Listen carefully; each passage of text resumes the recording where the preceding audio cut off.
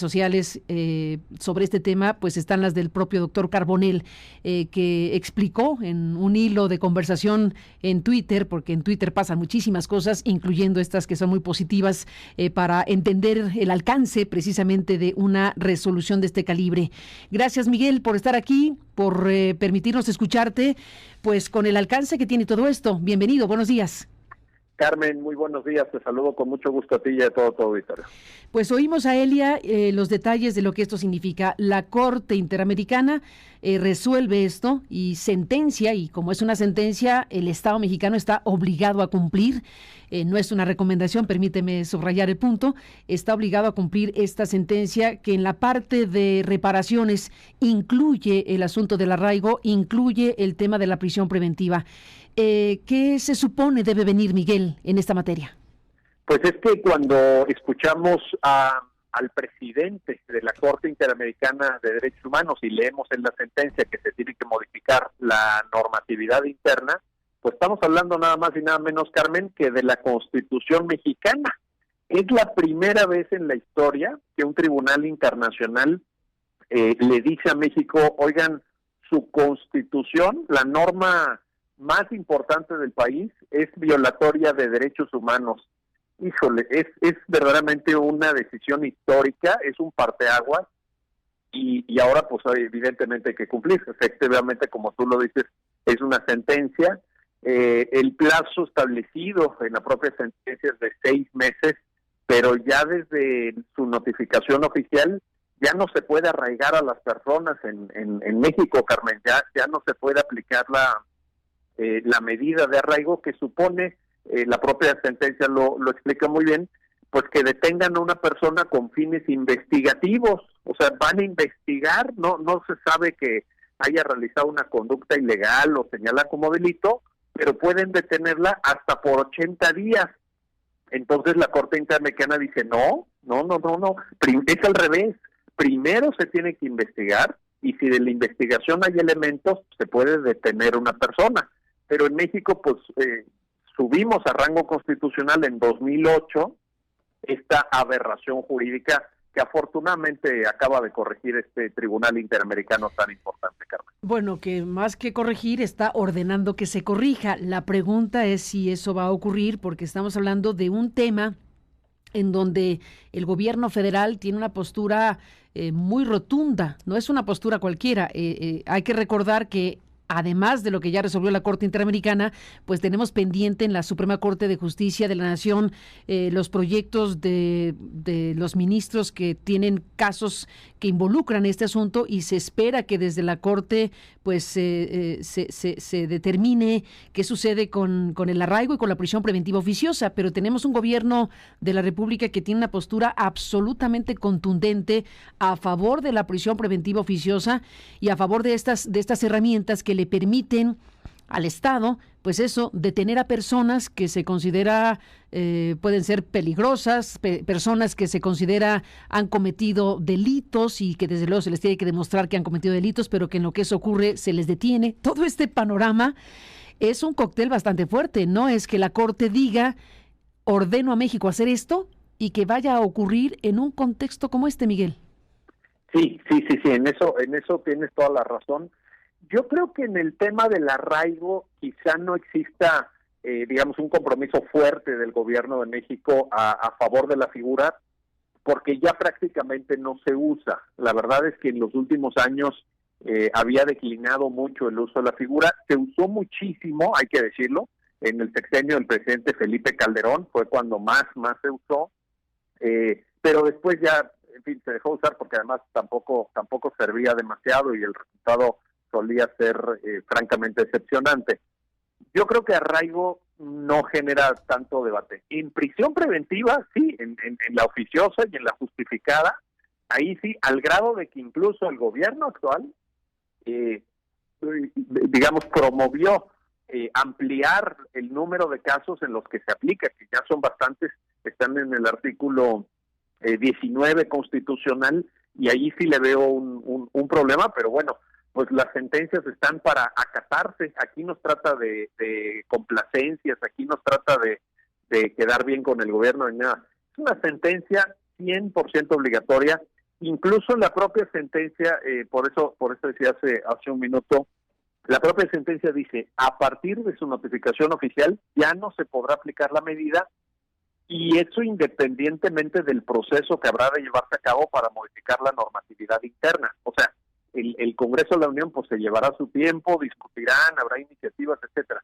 pero por lo pronto ya no se puede arraigar a ninguna persona en este país, y los jueces tendrán que adaptar sus criterios, incluida, por cierto, Carmen, la Suprema Corte, a lo que señala la propia sentencia. Eso con efecto inmediato, sin duda alguna. Miguel, leyendo directamente la sentencia, bueno, efectivamente, en el caso de arraigo dice, lo voy a leer textual, en esto que es el apartado de reparación. Dejar sin efecto en su ordenamiento interno las disposiciones relativas al arraigo de naturaleza preprocesal, punto. En el caso de la prisión preventiva, dice, B, adecuar, no dice cómo, pero adecuar su ordenamiento jurídico interno sobre prisión preventiva. Ahí deja una manga abierta para que el Estado mexicano pues adecúe este ordenamiento. No sí, dice prohibir, no dice eliminar, dice adecuar. Sí, es que mira... y no dice, no dice oficioso ni justificado, solo dice prisión preventiva. Sí, a ver, aquí hay dos cosas. Primero, la sentencia declara completamente inconvencional la figura del arraigo.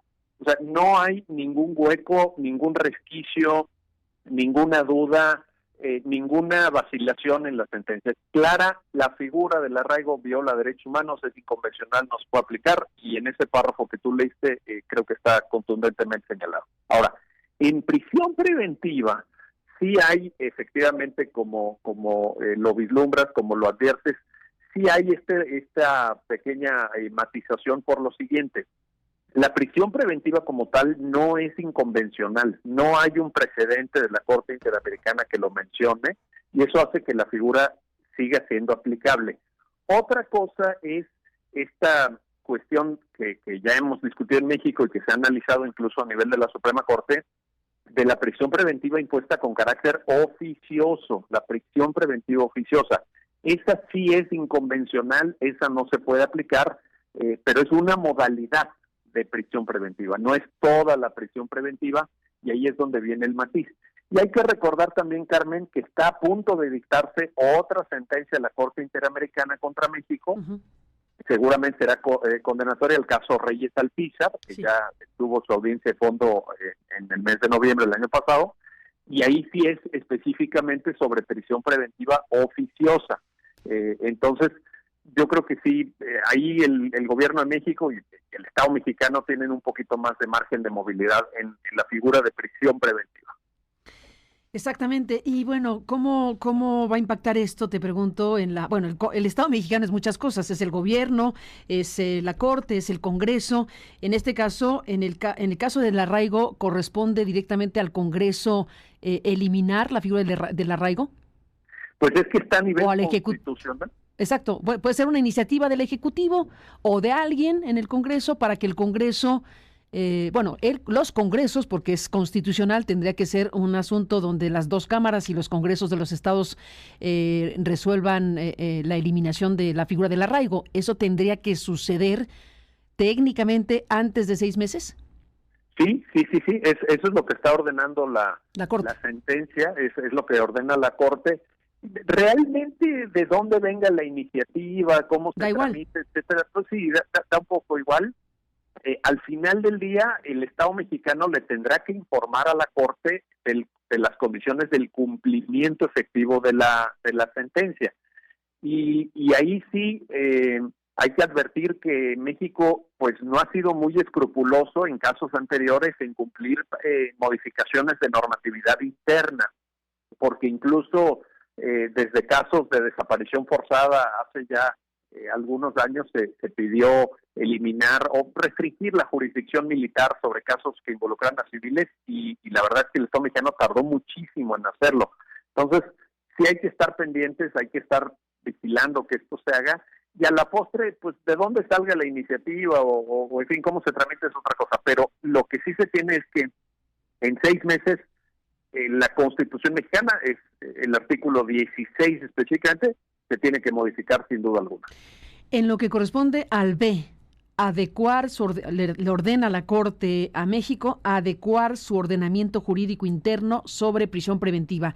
Esa parte, bueno, ¿cómo va a impactar según tu punto de vista? Sobre todo porque es toda una sentencia que involucra ya una serie de elementos que no están en el resumen, pero que están ahí para quienes los quieran ver. ¿Cómo va a impactar esta parte en las resoluciones de la Suprema Corte de Justicia? Yo ya me perdí un poco. ¿Dónde quedó finalmente la resolución del proyecto del ministro Luis María Aguilar? ¿Dónde quedó el proyecto de la ministra Norma Lucía Piña, la actual presidenta de la Corte? ¿Dónde está la Corte en esta materia? No, pues la Corte se sintió en la discusión que tuvieron en el Tribunal Pleno en los últimos meses del año pasado, pues todavía vinculada por la supremacía constitucional, porque el problema que tenemos en México es que en muy mala hora estas figuras se elevaron a rango constitucional. Entonces la Suprema Corte de México dijo, pues yo aquí tengo un mandato, yo aquí tengo a la Constitución mexicana y decidieron no declarar inconvencional estas figuras. Entonces, en esa postura estamos. Lo que añade ahora el elemento novedoso que no se tenía el año pasado y hoy sí se tiene, pues es esta sentencia que como bien dices, bueno, el Estado mexicano son muchas cosas, sí, y también es la Suprema Corte. Claro. El Estado mexicano es la Suprema Corte y habrá que hacerse cargo de esta obligación, porque me parece que también la sentencia es muy clara cuando dice, tú misma lo leíste, dejar sin efecto, o sea, dejar de aplicar independientemente de que se modifique el ordenamiento, pero ya se tiene que venir esta adecuación. En arraigo. Por ejemplo, en arraigo para que ya no se aplique. Y en prisión preventiva, la sentencia remite a una serie de criterios que se tienen que tomar en cuenta para imponer esta medida cautelar. Entonces, esos criterios pues generarán interpretaciones jurídicas de todos los tribunales, incluidos tribunales locales, federales, Suprema Corte, etcétera, para que se ajusten a lo que señala la propia sentencia de cómo se debe dictar una medida de prisión preventiva, Carmen. Ese sería el escenario que tenemos ahorita. Pues Miguel Carbonell, vamos a seguir hablando del tema si tú me lo permites. En el caso del proyecto de la ministra Norma Lucía Piña, que es otro caso, pero que finalmente conduce al tema de la prisión preventiva oficiosa, ¿ese está por presentarse en algún momento? Sí, porque ella lo retiró. Lo retiró, pero no lo retiró, pero tiene que replantear, pero para presentarlo algún día, ¿no? Sí, lo que se hace se llama returno, así se llama técnicamente, se returna, pero será objeto de análisis por parte de la Suprema Corte en algún momento futuro, pero también ahora ese tipo de pronunciamientos está supeditado al cumplimiento de la sentencia de la Corte Interamericana, de tal suerte que lo que procederá es abrir un caso nuevo ante la Suprema Corte de México para cumplir la sentencia de la Corte Interamericana, como se ha hecho en otros casos. Esto es algo muy usual, es muy recurrente, porque el Poder Judicial Federal pues se tiene que hacer cargo de lo que le toca, porque, insisto, ellos también son parte del Estado mexicano y tienen una responsabilidad de cumplimiento internacional. Entonces, pues habrá de abrirse este expediente varios en la Suprema Corte y fijar los lineamientos que se deducen de la propia sentencia de la Corte Interamericana. Bueno, pues ahí está, Miguel Carbonell, veremos qué resulta con todo esto, pero lo importante es subrayar que ha sucedido una sentencia, que no hay que pasar por alto la relevancia que tiene que la Corte Interamericana sentencie al Estado mexicano en estos asuntos, en este caso, que involucra a las personas que, bueno, ya mencionamos hace un momento, lo sentencia pues por ser responsable el Estado mexicano de la violación de derechos a la integridad personal, a la libertad personal, a las garantías judiciales y a la protección judicial cometidas en contra de estos ciudadanos en el marco de cuando fueron detenidos y privados de su libertad. Y bueno, pues esto es lo que llegó hasta el máximo espacio del Sistema Interamericano de Justicia. Y bueno, esta sentencia emitida pues es muy importante analizarla y sobre todo dar cuenta de que existe, de que esto ha sucedido y de que el Estado mexicano ahora está obligado a tal cosa. Así que, Miguel, gracias por tomar la comunicación y hasta la próxima. Buenos días. Buenos días, Carmen. Un saludo para ti y para todo tu auditorio. Hasta Igualmente pronto. al doctor Miguel Carbonell con este tema. Y bueno,